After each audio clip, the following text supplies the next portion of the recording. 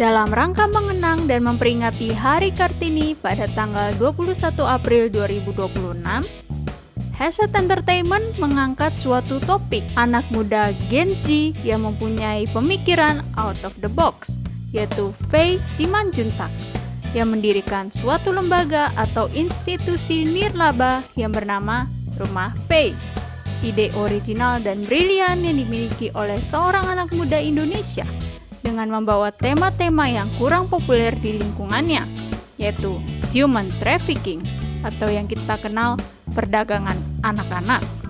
Concern Rumah Faye terhadap tema-tema yang kurang populer di kalangan anak muda ini, beliau kerjakan dengan rasa bangga dan semangat sebagai kontribusi kecil yang ia berikan kepada negara tercinta Indonesia.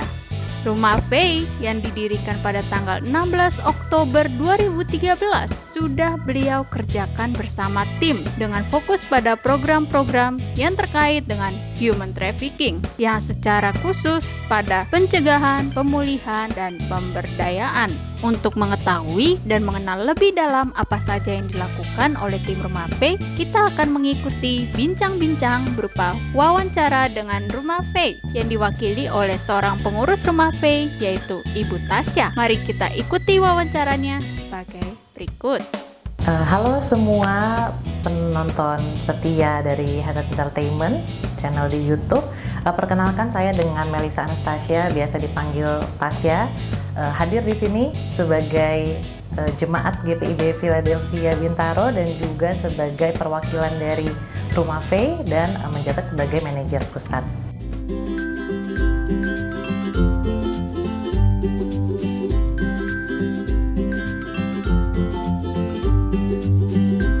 Jadi Rumah Faye adalah organisasi masyarakat sipil atau biasa juga disebut non-NGO, non-government organization, yang juga non-profit, dan kami bekerja pada isu perlindungan anak. Melalui 3 pilar utama, program kami ada di pencegahan, pemulihan, dan pemberdayaan. Jadi visi kami memang untuk mendukung dan melindungi adik-adik korban perdagangan anak, eksploitasi seksual dan kekerasan seksual, sehingga anak-anak ini bisa memperoleh potensi terbaiknya. Kami hadir sejak 2013 di Jakarta dan kemudian merespon kebutuhan di Kota Batam, Kepulauan Riau. Kami hadir di sana pada tahun 2016. Jadi memang sudah beroperasi 1 dekade lebih ya di 2 kota tersebut, dan kami erat bekerja dengan 2 sasaran utama, yaitu anak-anak yang termarginalkan dan juga anak-anak perempuan korban dari perdagangan anak, eksploitasi, dan kekerasan seksual.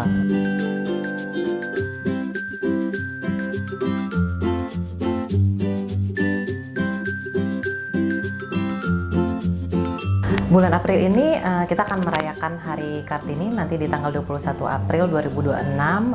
Tapi memang seringkali Hari Kartini itu identik dengan perayaan dengan kebaya, baju kebaya, ataupun baju-baju daerah lainnya untuk anak-anak perempuan. Tapi saya dan teman-teman Rumah Faye memaknainya lebih dari itu gitu, karena kami melihat perjuangan Raden Ajeng Kartini yang bahkan di 100 tahun lalu, ya lebih dari 100 tahun lalu, dia sudah mempelopori perempuan-perempuan yang memang paham betapa pentingnya pendidikan untuk anak perempuan, struggle-nya anak-anak perempuan yang dinomorduakan dibanding anak laki-laki, juga kebebasan untuk berpendapat, menentukan pilihannya dalam hidup. Itu yang semangat perempuan yang berani mendobrak ya, mempertanyakan norma-norma sosial pada zamannya. Semangat itu juga yang sebenarnya pengen kami aplikasikan dan terus lanjutkan bahkan di masa kini ya, oleh saya sebagai memang perempuan dan juga pastinya teman-teman yang nonton yang juga sesama perempuan.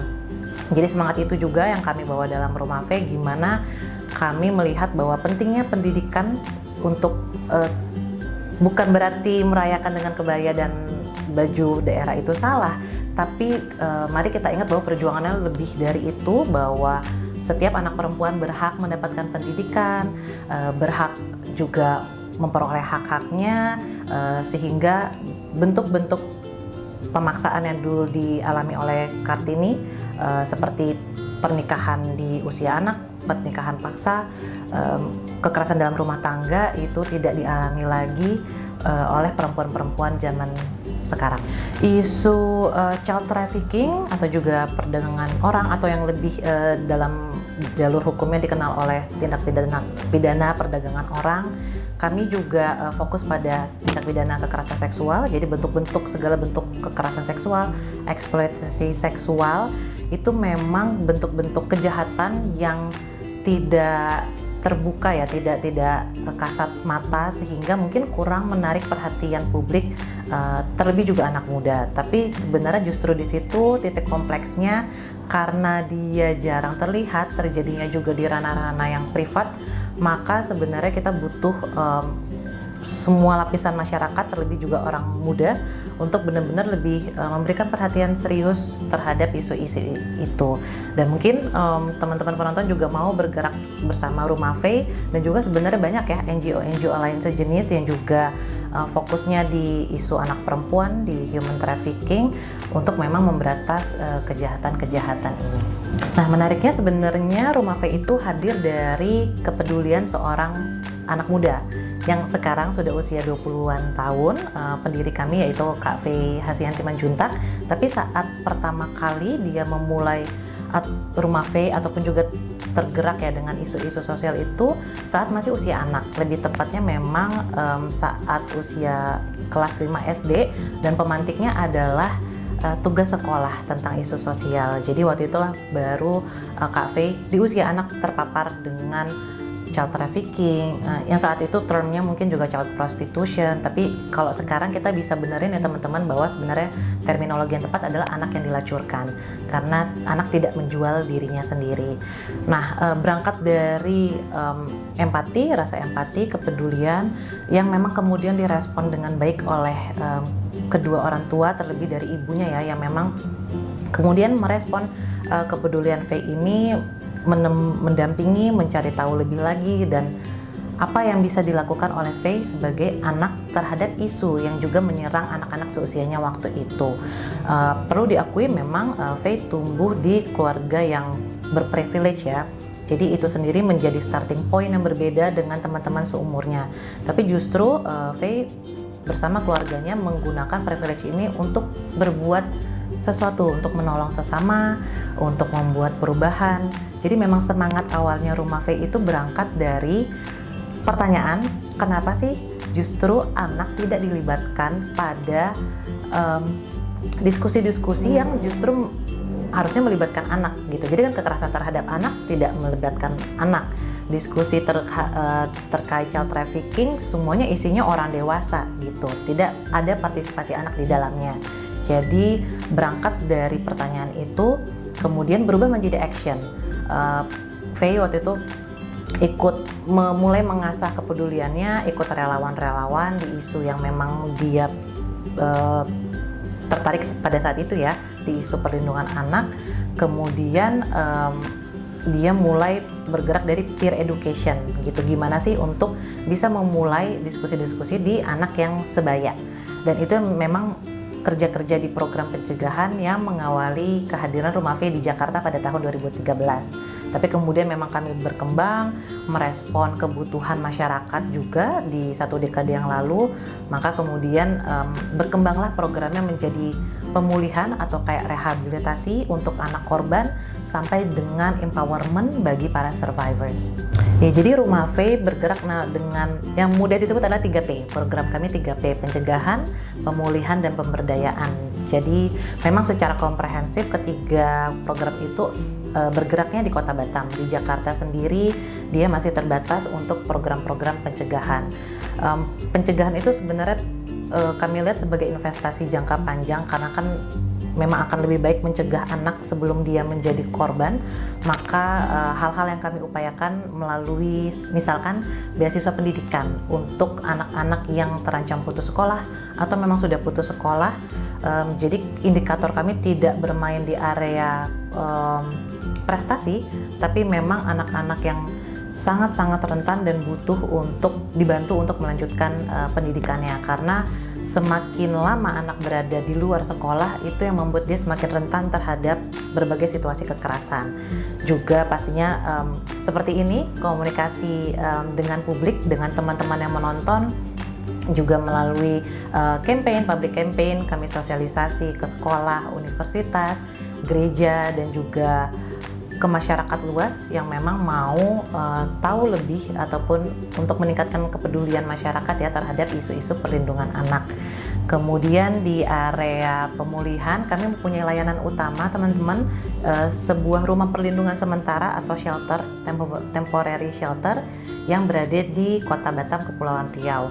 Jadi disitulah memang yang menjadi layanan utama adik-adik yang menjadi korban child trafficking, sexual exploitation ataupun sexual abuse or violence itu akan mendapatkan layanan pemulihan yang komprehensif. Jadi dari pemenuhan basic needs, kemudian pendampingan akses ke hukumnya, kemudian untuk akses ke konseling, kesejahteraan mental, kesejahteraan fisik, dan juga latihan hard skills, soft skills, itu sampai kepada pemulangan dan reintegrasi sosial itu akan diberikan untuk adik-adik korban. Jadi gratis ya, tidak ada bayar sama sekali, tapi itu bentuk memang kerja-kerja sosial yang diberikan oleh Rumah V. Kemudian sebagai perpanjangan tangannya tidak berhenti hanya di layanan shelter, tapi setelahnya 6 bulan adik-adik korban atau kita bisa sebut juga survivor ya, para penyintas ini mendapatkan layanan monitoring untuk kita melihat nih bagaimana adik-adik ini kembali bersatu lagi dengan komunitasnya.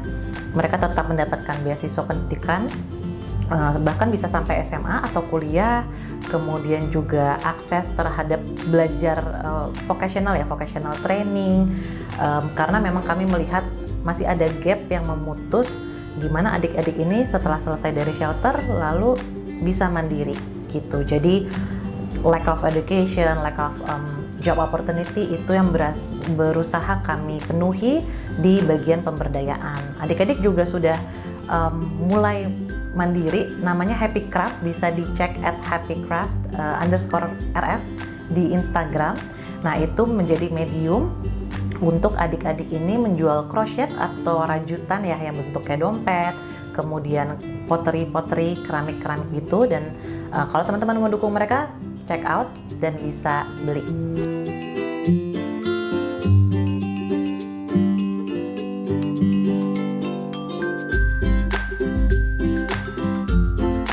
Perlu kita akui, dan ini menjadi hal yang umum diketahui masyarakat ya, bahwa kondisi ekonomi mereka yang datang dari keluarga prasejahtera yang lekat dengan kemiskinan itu yang sangat rentan menjadi korban perdagangan, eksploitasi, kekerasan. Tapi perlu kita pahami bersama bahwa itu tidak menjadi satu-satunya faktor penentu, bahwa sebenarnya siapapun bisa jadi korban dan juga jadi pelaku. Misalkan di beberapa tahun terakhir ini kita tahu bahwa modus perdagangan orang sendiri sudah berkembang sesuai dengan zaman yang semuanya serba digital, atau mungkin teman-teman ada yang tahu ataupun belum mengenai modus online scamming, dan itu korbannya bahkan menyentuh mereka yang sudah S2 gitu. Jadi semoga bisa kebayang ya bahwa kemiskinan tidak menjadi satu-satunya penentu faktor, tapi memang itu mengambil peran besar. Untuk spesifik di perdagangan anak, ada juga faktor seperti rendahnya pendidikan anak sendiri, orang tua, lemahnya pola pengasuhan orang tua, itu juga bermain besar kenapa anak-anak ini menjadi korban.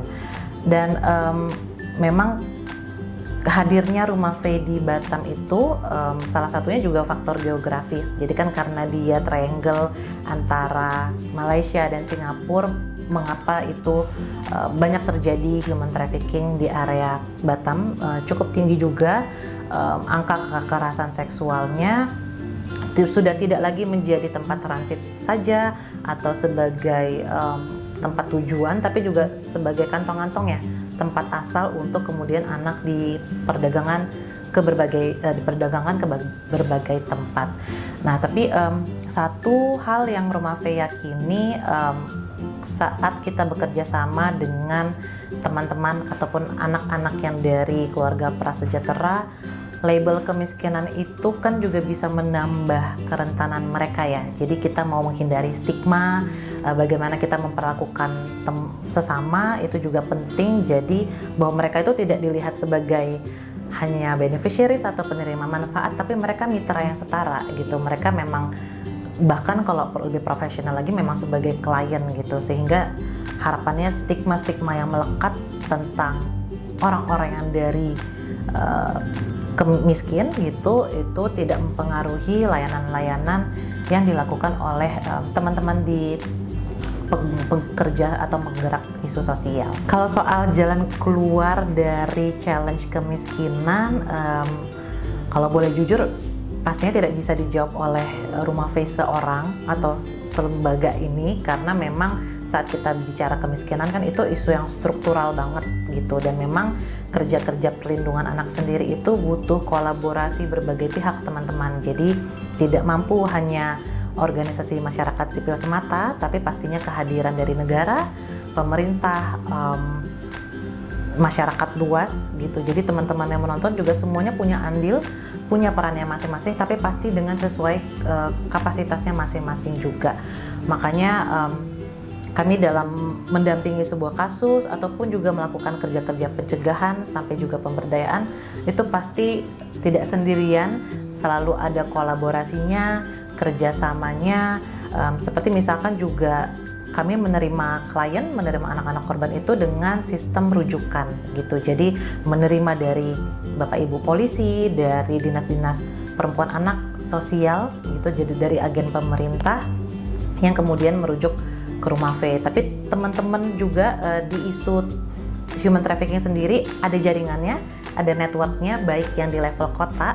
Jadi di Kota Batam itu ada jaringan Save Migrant namanya, yang terdiri dari berbagai NGO dan individu yang peduli pada human trafficking, sampai ke level nasional. Ada yang namanya jaringan jaringan nasional anti perdagangan orang, yang juga itu memang bergerak sama-sama se-Indonesia untuk memberantas perdagangan orang.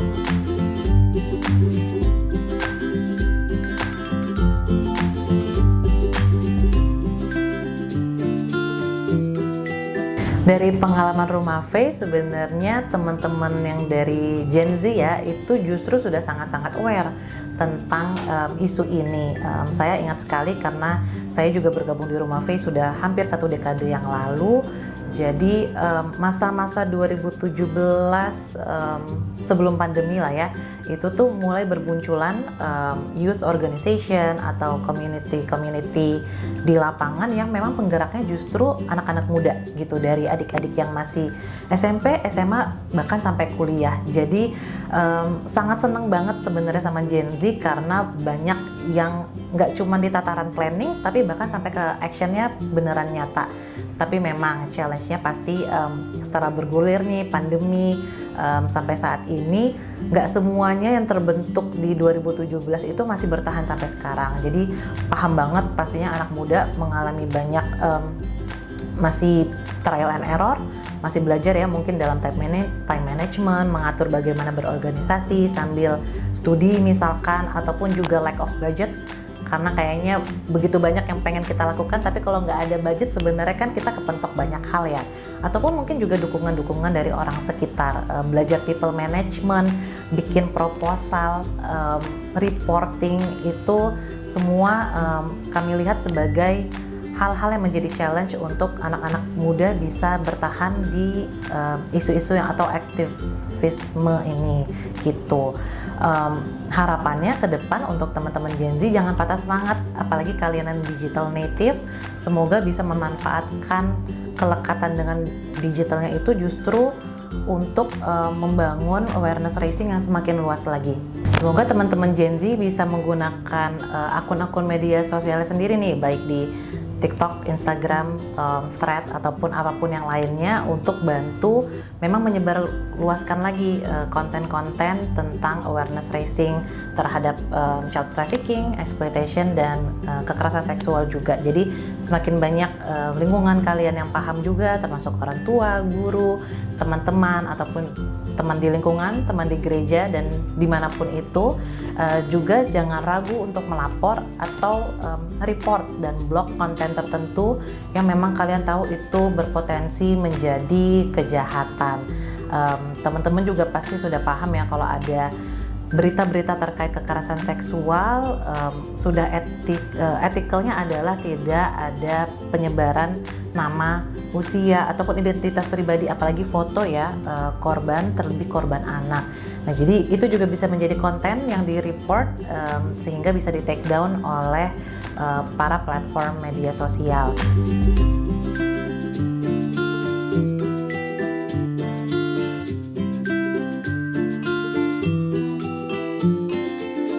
Dari pengalaman Rumah Faye sebagai salah satu mitra kerja pemerintah, kami melihat sudah bagus sekali dalam undang-undangnya, berbagai bentuk aturan ya turunannya juga terhadap isu-isu human trafficking ataupun juga kekerasan terhadap anak. Jadi sudah ada tuh teman-teman fitur-fitur hukumnya ya, perangkat-perangkat hukumnya yang memang mengatur perlindungan anak di Indonesia, dan itu sudah baik sekali.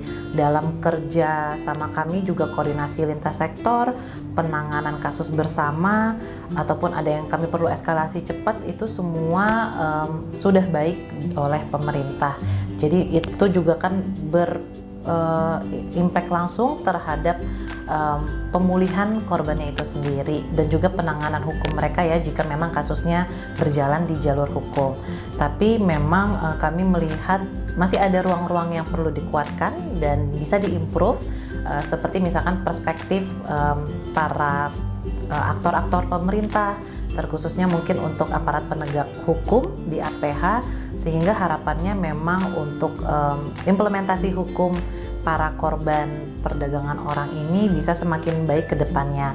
Karena saat kita sudah punya perspektif yang sama terhadap korban, terlebih juga terhadap anak ya, itu akan mencegah reviktimisasi berulang gitu. Jadi bisa memitigasi resiko atau meminimalisir resiko untuk anak merasa tidak nyaman saat hadir di persidangan, saat harus cerita tentang kekerasan yang dialami di polisi, sampai nantinya juga kepada putusannya. Jadi berharap sekali teman-teman di pemerintah juga bisa nanti bersama-sama dengan kami untuk satu sih goalnya memang untuk sama-sama mengarah ke kepentingan yang terbaik bagi anak. Pada akhirnya perlindungan anak, kerja-kerja perlindungan anak itu adalah tanggung jawab semua orang. Makanya kan juga ada pepatah yang it takes a village to raise a kid, karena memang kenyataannya seperti itu, tidak bisa hanya berhenti di Rumah Faye saja, tapi butuh juga keterlibatan teman-teman yang menonton, masyarakat luas, pemerintah dan negara hadir pastinya, kemudian juga perusahaan-perusahaan swasta, sekolah, universitas, jadi benar-benar berbagai lapisan masyarakat di Indonesia bahkan dunia ya, untuk benar-benar memberi perhatian lebih lagi kepada isu-isu sosial anak dan perempuan, sehingga memang kita bisa sampai bahkan kepada tidak ada lagi menghapus child trafficking, child exploitation, dan sexual abuse seperti itu.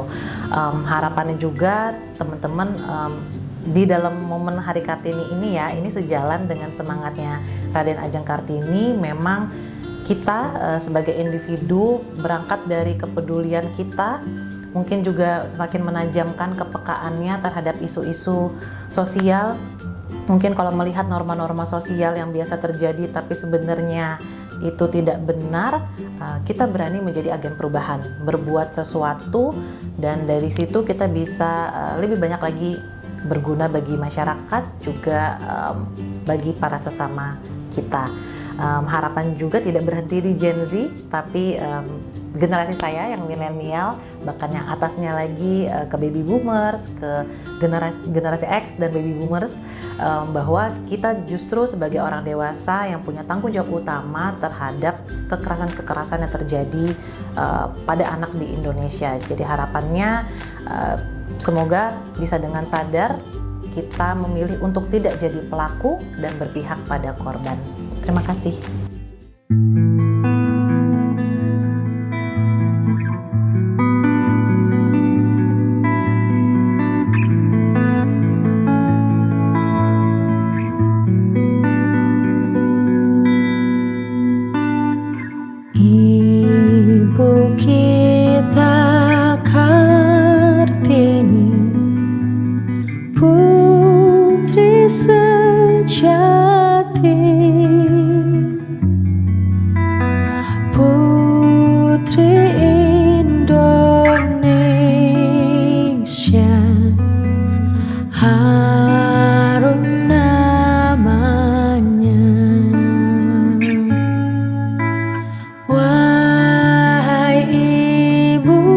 kita Kartini, putri yang mulia.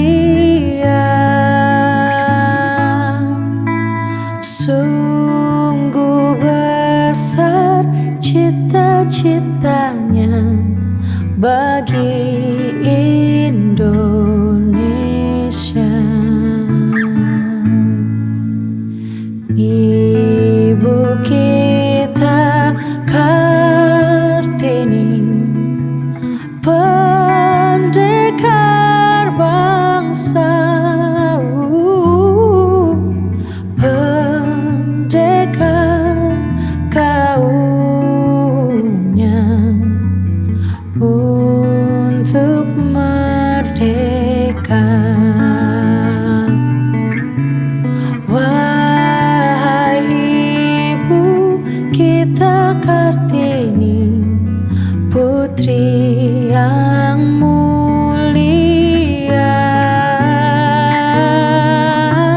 Sungguh besar cita-citanya bagi Indonesia. Wahai ibu kita Kartini, putri yang mulia. Sungguh besar cita-citanya bagi Indonesia.